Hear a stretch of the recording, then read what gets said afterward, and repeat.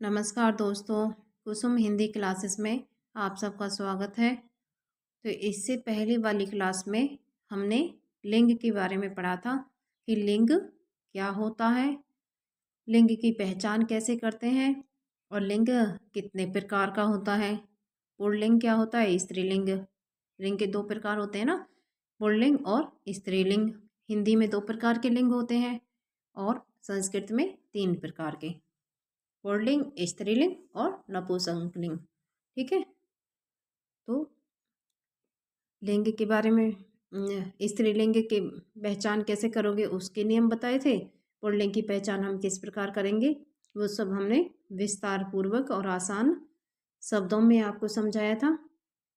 मैं उम्मीद करती हूँ कि वो टॉपिक आपने अच्छे से पढ़ा होगा, समझा होगा और उससे जो लास्ट में हमने क्वेश्चन कराए थे वो भी अच्छे से देखे होंगे और घर पर भी आपने उस टॉपिक से रिलेटेड प्रश्नों की प्रैक्टिस की होगी। क्योंकि अब एग्ज़ाम में वो नज़दीक आ रहे हैं तो हमें निरंतर टॉपिक को क्लियर करने के बाद अपनी प्रैक्टिस जारी रखनी है। ठीक है, तो आज का हमारा टॉपिक है वचन। तो हम वचन के बारे में चर्चा करेंगे कि वचन की परिभाषा क्या होती है, कितने प्रकार का होता है। ठीक है, तो चलिए शुरू करते हैं। वचन की परिभाषा देखिए, वचन का अभिप्राय संख्या से है। वचन को इंग्लिश में क्या बोलते हैं, नंबर। ठीक है, तो वचन का अभिप्राय संख्या से है। शब्द के जिस रूप से उनकी संख्या एक या अनेक, मतलब संख्या एक है या अनेक है का पता चले उसे वचन कहते हैं। किसे कहते हैं वचन? शब्द के जिस रूप से उनकी संख्या, मतलब कोई वस्तु है या कोई प्राणी है, उनकी संख्या का पता चले कि कोई एक व्यक्ति है, एक वस्तु है या अनेक व्यक्ति और अनेक वस्तुएं हैं। ठीक है, उसे क्या कहते हैं? उसे वचन कहते हैं। वचन के प्रकार देखिए, वचन के दो प्रकार होते हैं। हिंदी में दो वचन होते हैं, एक वचन और बहुवचन। और संस्कृत में तीन वचन होते हैं, एक वचन, द्विवचन और बहुवचन। ठीक है, अगर आता है कि हिंदी में कितने वचन होते हैं, तो दो वचन होते हैं। कौन कौन से होते हैं? एक वचन और बहुवचन। ठीक है, तो पहला है एक वचन। एक वचन क्या होता है?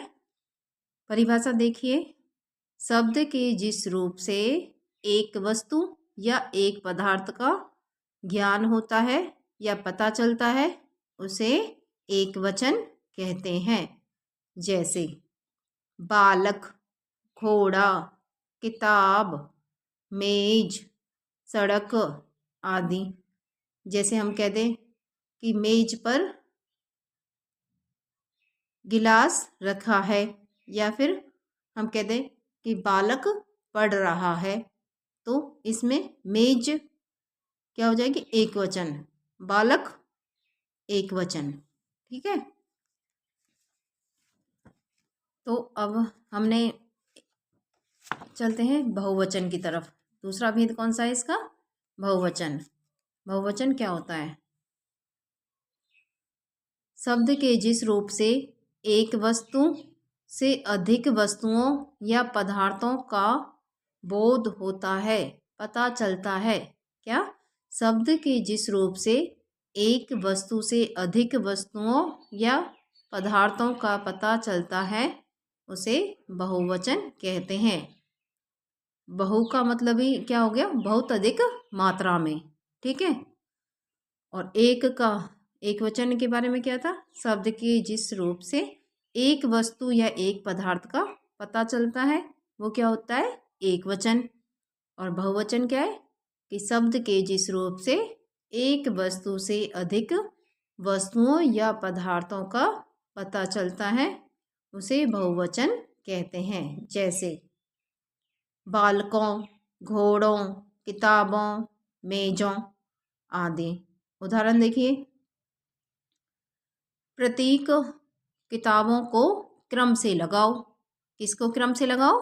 किताबों को। तो कोई एक किताब तो है नहीं, बहुत सारी किताबें हैं। ठीक है, तो किताबों शब्द आ गया, तो ये कौन सा, इसमें पूछ लिया जाए कि उपयुक्त वाक्य में कौन सा वचन है, या वचन का कौन सा प्रकार है, तो बहुवचन। ठीक है,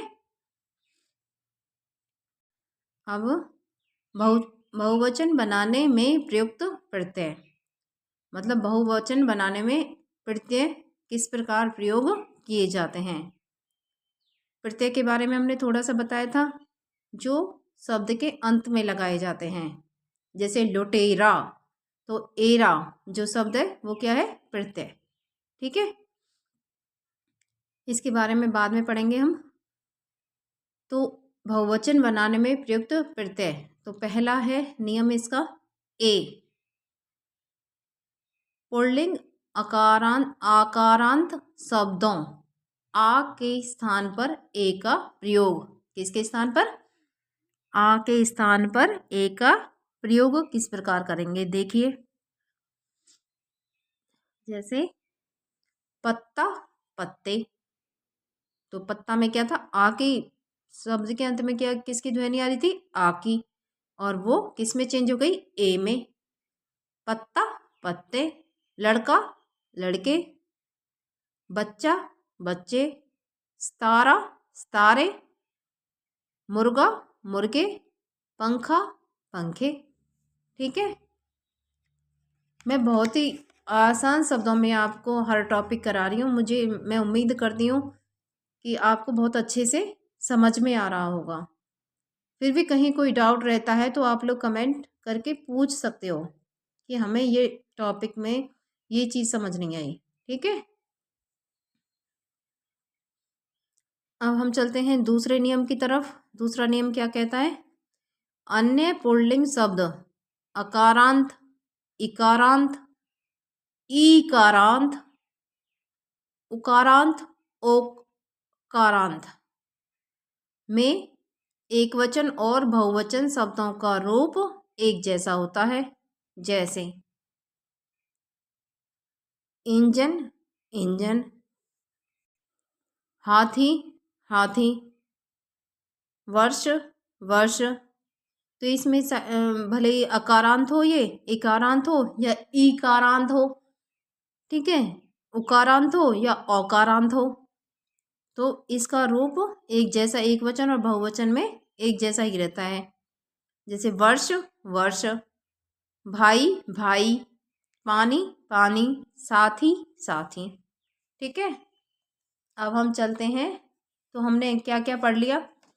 वचन पढ़ लिया, वचन की परिभाषा पढ़ ली, वचन कितने प्रकार का होता है, एक वचन और बहुवचन 2 प्रकार का। ठीक है, अगर पूछ लिया जाए कि हिंदी में वचन कितने प्रकार के होते हैं, तो 2 प्रकार के। ठीक है, तो बहुवचन बनाने में प्रयुक्त प्रत्यय की बात हो रही है। तो तीसरे नियम की तरफ हम चलते हैं। एंग, अकारांत एवं आकारांत स्त्रीलिंग शब्दों से ए जोड़ने पर वे बहुवचन बन जाते हैं। जैसे पुस्तक, पुस्तकें, सड़क, सड़कें, बात, बातें, माता, माताएं। अगर आ जाए कि सड़क में ए प्रत्यय जोड़कर उसे बहुवचन बनाइए, तो सड़क, सड़कें, पुस्तक, पुस्तकें। ठीक है, अब फोर्थ है हमारा या, या इकारांत, ईकारांत स्त्रीलिंग शब्दों में जुड़कर उसे बहुवचन बना देता है। जैसे नदी, नदियाँ, रीति, रीतियाँ, लड़की, लड़कियाँ। ठीक है, अब 5वां नियम क्या कहता है? ओ, ओ का प्रयोग करके भी बहुवचन बनते हैं। जैसे कथा, कथाओं, माता, माताओं, साधु, साधुओं, बहन, बहनों। ठीक है।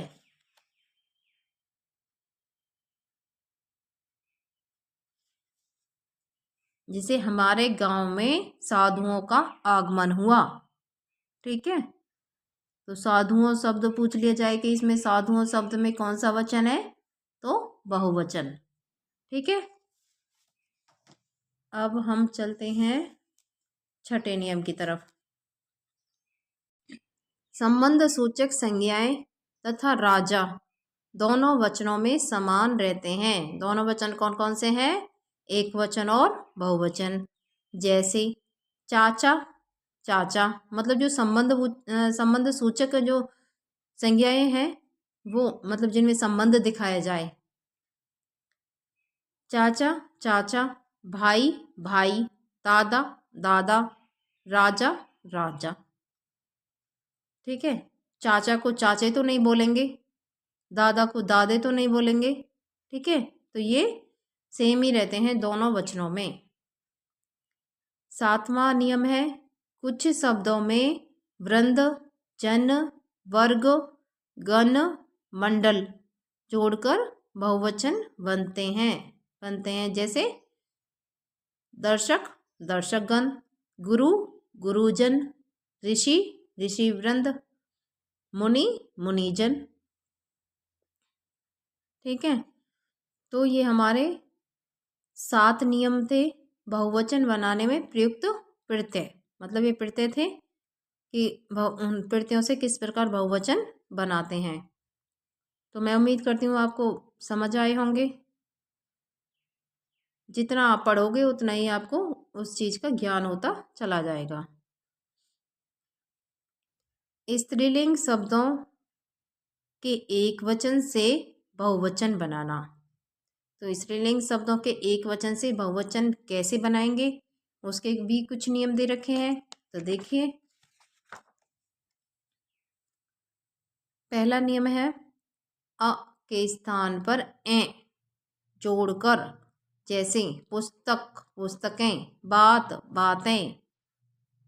दूसरा है आ के स्थान पर ए जोड़ के माला, मालाएं, ए और ए। माला, मालाएं, महिला, महिलाएं, गाड़ी, गाड़ियां। ठीक है। पुस्तकें में क्या था? अनुस्वार था और इसमें चंद्रबिंदु लगाए। माला, मालाएं। अब तीसरा हमारा नियम क्या कहता है?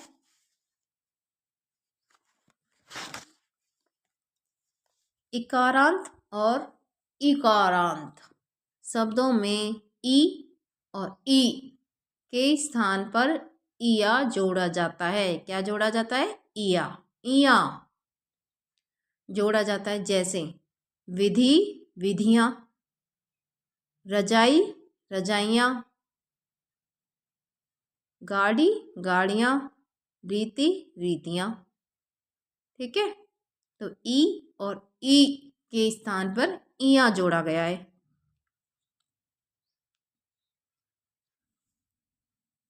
अब चौथा नियम देखिए, अन्य स्त्रीलिंग शब्द उ, ऊ, ओ, औ यानी उ,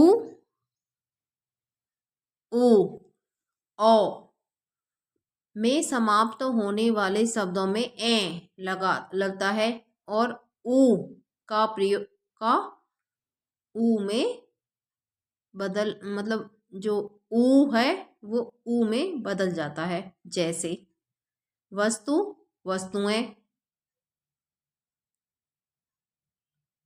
ठीक है। बहु, बहुएं। या का या हो जाता है। जैसे गुड्डा, गुड़िया, बुढ़ा, सॉरी बुढ़िया, बुढ़िया।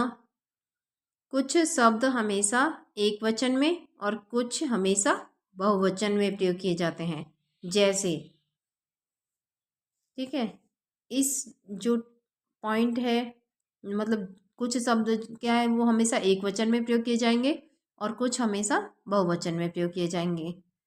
तो ये जो हम अब पढ़ाने वाले हैं, तो इनको ज़रूर बिल्कुल ध्यान में रखना है। इनमें से ही क्वेश्चन पूछे जाएंगे। तो चलिए देखते हैं। नित्य एक वचन शब्द, मतलब जो हमेशा एक वचन में ही प्रयोग किए जाते हैं। अगणनीय वस्तुओं का प्रयोग हमेशा एक वचन में होता है, जैसे क्रोध, याचना, क्षमा, छाया, सरसों। ये क्या है? नित्य एक वचन शब्द है, यानी वाक्य में जहाँ कहीं भी आपको ये शब्द दिखाई दें तो वहाँ पर क्या होगा? नित्य एक वचन शब्द होगा ये। ठीक है।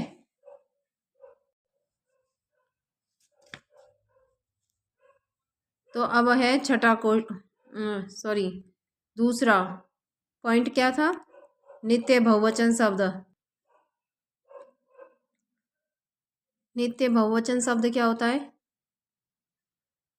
कुछ संज्ञा शब्द हमेशा बहुवचन में ही प्रयुक्त होते हैं, जैसे इनमें से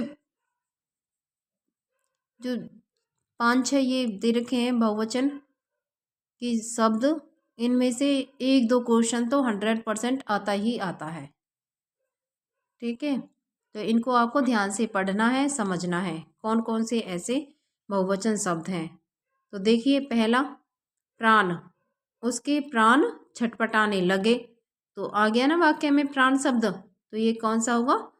बहुवचन शब्द, नित्य बहुवचन शब्द। दूसरा है दर्शन, मैंने भगवान के दर्शन कर लिए। या फिर हम किसी से बहुत दिनों बाद मिलते हैं तो उससे कहते हैं कि मैंने आपके दर्शन आज कर ही लिए।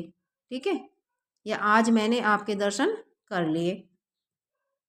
तो तीसरा है आंसू, आंखों से आंसू निकल पड़े। इसमें कौन सा शब्द आ गया? आंसू। तो ये क्या है? नित्य बहुवचन शब्द।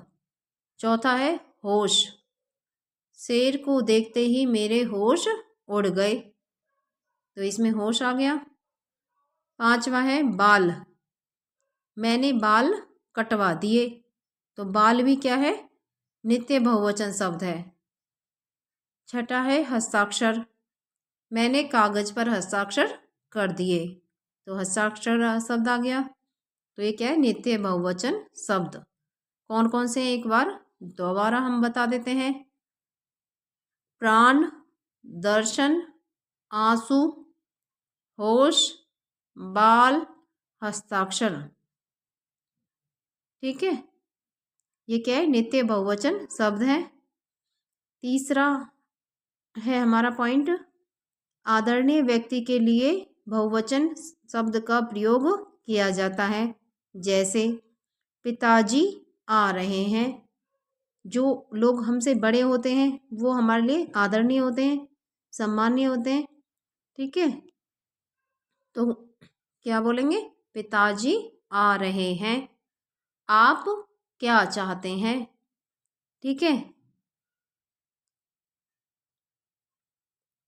मतलब किसी की आप किसी की रेस्पेक्ट करते हैं तो उसके लिए किस शब्द का प्रयोग करते हैं? आप। तो आप क्या है? वो बहुवचन शब्द है।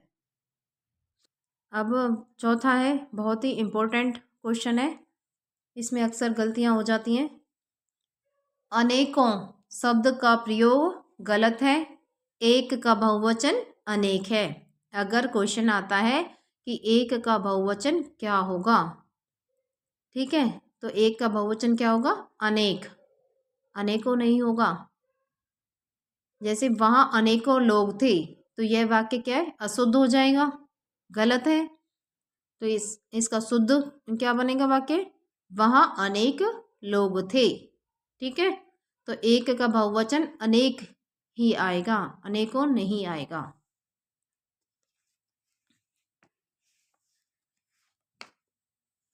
तो हमारा वचन जो टॉपिक है वो कंप्लीट हो गया। वचन के बारे में हमने पढ़ लिया कि वचन की परिभाषा क्या होती है, कितने प्रकार का होता है, और बहुवचन बनाने में प्रयुक्त प्रत्यय, मतलब प्रत्ययों का प्रयोग किस प्रकार किया जाएगा। ठीक है, और नित्य स्त्रीलिंग शब्दों के एक वचन से बहुवचन किस प्रकार बनाया जाएगा, ये सब हमने देख लिया। और हमने किसके बारे में जाना, नित्य एक वचन शब्द और नित्य बहुवचन शब्द। ठीक है, कुछ शब्द ऐसे हैं जो नित्य एक वचन में प्रयोग किए जाते हैं और कुछ शब्द ऐसे होते हैं जो नित्य बहुवचन में प्रयोग किए जाते हैं। तो अब हम चलते हैं, टॉपिक हमारा क्लियर हो गया, तो अब हम चलते हैं प्रैक्टिस की तरफ, यानी महत्वपूर्ण प्रश्नों की तरफ, या फिर आप कह सकते हैं एक बार रिवीजन या अभ्यास कार्य, आप कुछ भी इसे नाम दे सकते हैं। तो पहला प्रश्न है हमारा, निम्नलिखित में से बहुवचन शब्द का चयन कीजिए। तो कौन कौन से ऑप्शन है, फर्स्ट ऑप्शन है हमारा गमला, दूसरा है केला, तीसरा है दर्शन और चौथा है तोता। तो अभी अभी पढ़ा है हमने बहुवचन शब्द गमला, गमला तो एक गमला होगा। केला, अगर केले आता तो बहुत सारे केले होते, ठीक है। गमले आता तो बहुत सारे गमले होते, तो वो बहुवचन हो जाता। तोता, तोते आता तो वो बहुत सारे हो जाते बहु। तो इसमें क्या है, तीन दे रखे हैं एक वचन, तीन ऑप्शन हमेशा एक जैसे होते हैं और एक जो बिल्कुल अलग होता है वही हमारा आंसर होता है। जैसे देखिए, तो गमला, केला और तोता ये क्या है, एक वचन। तो कौन सा ऑप्शन बचा हमारा, तीसरा ऑप्शन, वो क्या है, दर्शन। तो दर्शन है जो वो बहुवचन शब्द है, ठीक है। अभी अभी अभी अभी हमने पढ़ा था ना नित्य बहुवचन शब्दों के बारे में, उसमें आया था दर्शन, प्राण, बाल, हस्ताक्षर, दर्शन, आंसू, ये सब क्या थे, होश, ये नित्य बहुवचन शब्द थे, ठीक है। अब दूसरा क्वेश्चन है हमारा, स्त्रीलिंग संज्ञाओं में ए विभक्ति लगती है जब इनमें से किसका प्रयोग होता है। तो पहला है बहुवचन, दूसरा है एक वचन, तीसरा है द्विवचन और चौथा है एक वचन और द्विवचन।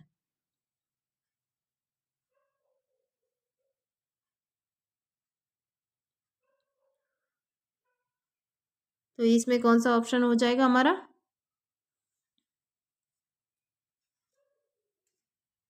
स्त्रीलिंग संज्ञाओं में ए की विभक्ति लगती है तो जब इनमें से किसका प्रयोग किया जाता है।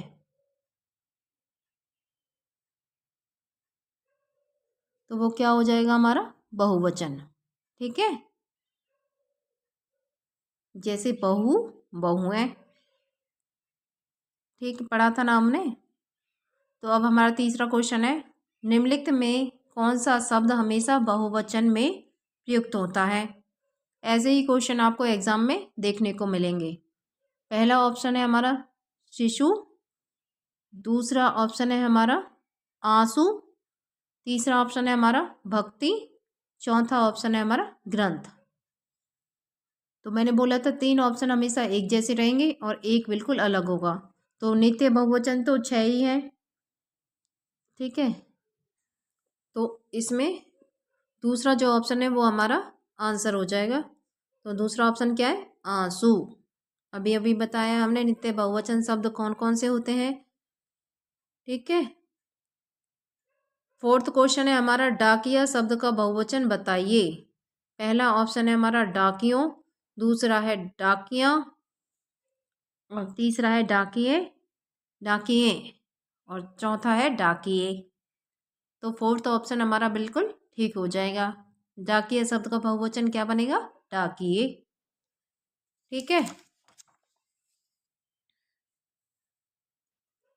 पांचवा क्वेश्चन है हमारा, इनमें से छाया शब्द का बहुवचन क्या होगा। पहला ऑप्शन है हमारा छाया, छाए, छाओ और इनमें से कोई नहीं। तो छाया शब्द का बहुवचन छाया ही रहेगा, ना तो उसे छाए बोला जाएगा ना छाओ बोला जाएगा, ठीक है। तो छाया शब्द का बहुवचन क्या होगा, छाया, ठीक है। तो अगला क्वेश्चन है हमारा, कामना शब्द का उचित बहुवचन चुनिए।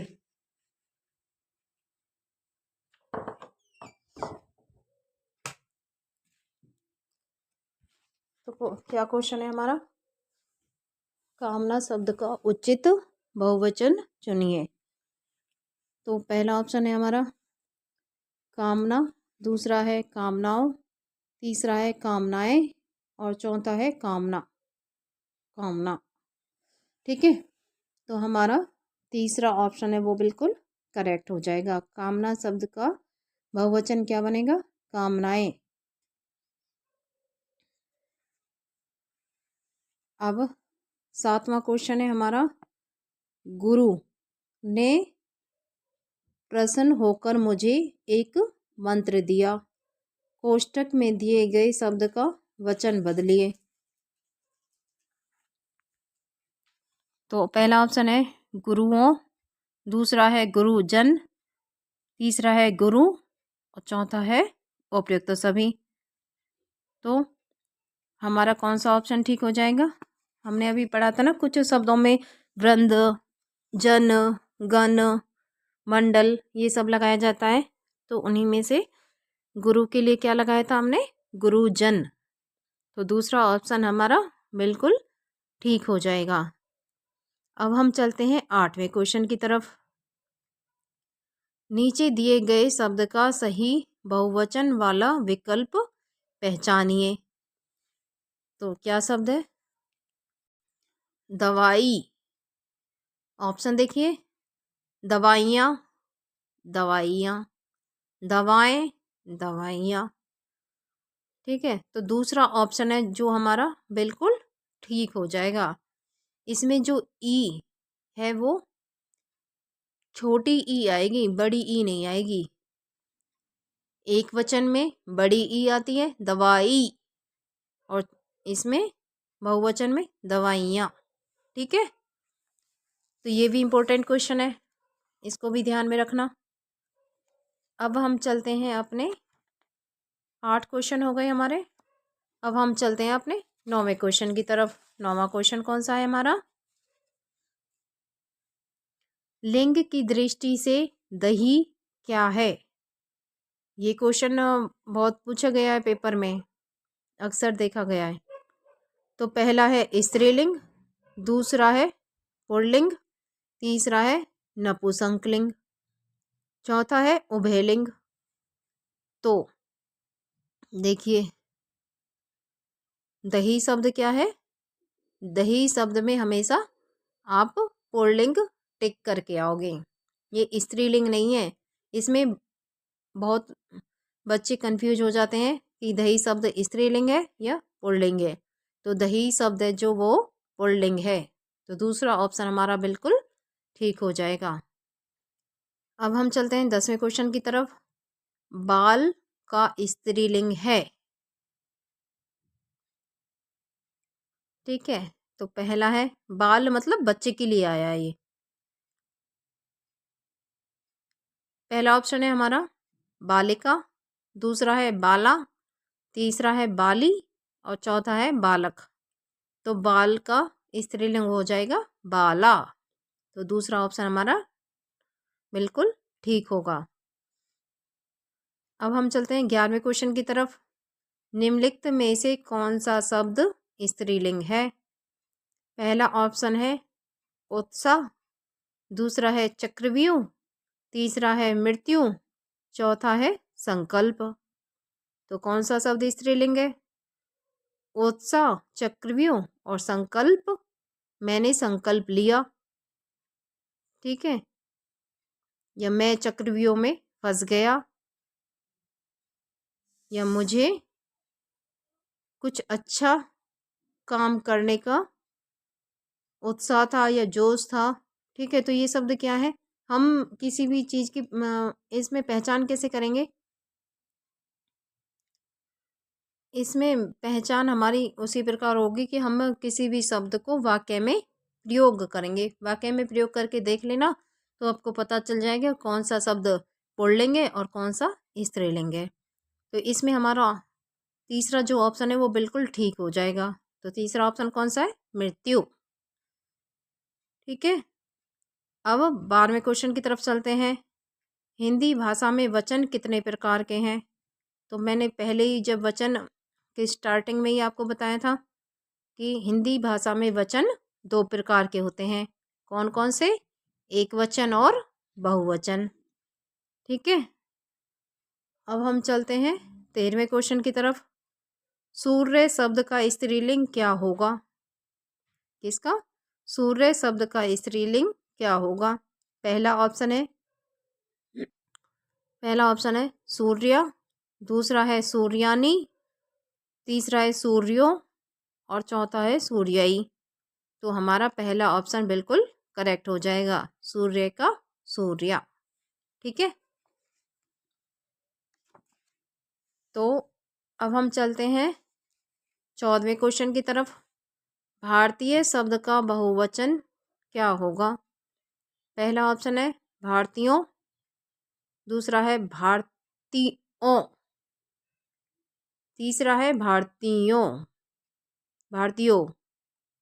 तो क्या हो जाएगा? और चौथा है इनमें से कोई नहीं।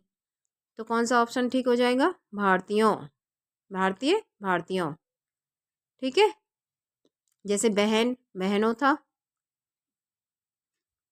या कहते भाई भाइयों, बहनों भाइयों। ठीक है। 15वां क्वेश्चन है हमारा, वृक्ष शब्द का बहुवचन रूप क्या होगा? तो पहला है ऑप्शन है वृक्ष, दूसरा है वृक्षों, तीसरा है वृक्षा और चौथा है वृक्षों। तो वृक्ष शब्द का बहुवचन वृक्ष ही आएगा। ठीक है। अब हम चलते हैं 16वें क्वेश्चन की तरफ। दिए गए 4 विकल्पों में से तिथि का बहुवचन, मतलब तिथि शब्द का बहुवचन कौन सा विकल्प है? तो तिथि का बहुवचन क्या होगा? पहला है तिथिये, दूसरा है तिथियां, तीसरा है तिथिया, चौथा है तिथिये। तो दूसरा ऑप्शन हमारा बिल्कुल करेक्ट हो जाएगा। तो दूसरा ऑप्शन क्या है? तिथियां। अब 17वां क्वेश्चन है हमारा, बाल का उचित वचन क्या है? अब ये बाल है जो ये बच्चे वाला नहीं है, ये है जो सिर के बाल होते हैं। ठीक है। वो उस बाल के लिए आया है। तो पहला ऑप्शन है हमारा एक वचन, दूसरा है बहुवचन, तीसरा है दोनों और चौथा है इनमें से कोई नहीं। तो ये हमने पहले भी पढ़ाया है। इस क्वेश्चन का आंसर आप लोग कमेंट में देना। ठीक है। पहले टॉपिक को पढ़ना और फिर इस क्वेश्चन का आंसर कमेंट में देना।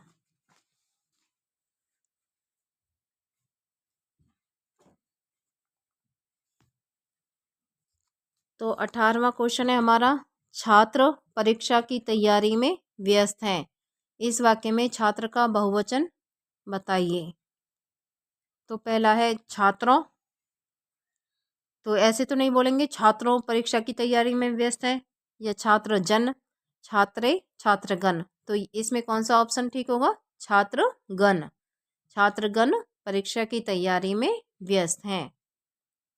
19वां क्वेश्चन है, खूंटी शब्द का बहुवचन बताइए। खूंटी शब्द का बहुवचन क्या होगा? पहला ऑप्शन है हमारा खूंटियाँ, खूटिया, दूसरा है खूंटियाँ, तीसरा है खूंटियों और चौथा है खूटियों। तो हमारा कौन सा ऑप्शन ठीक हो जाएगा? खूटियाँ, खूंटी, खूंटियाँ। अब दवात का बहुवचन शब्द क्या है? तो ऑप्शन देखिए,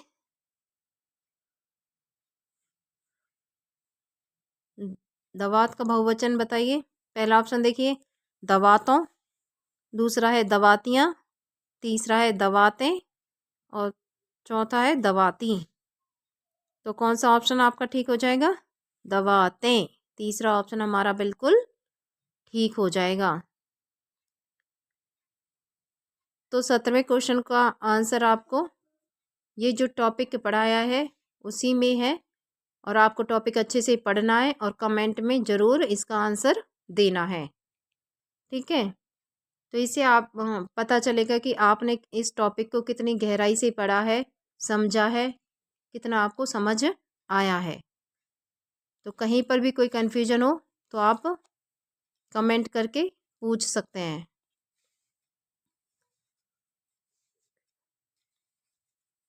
तो चलिए, आज की क्लास हम यहीं पर समाप्त करते हैं।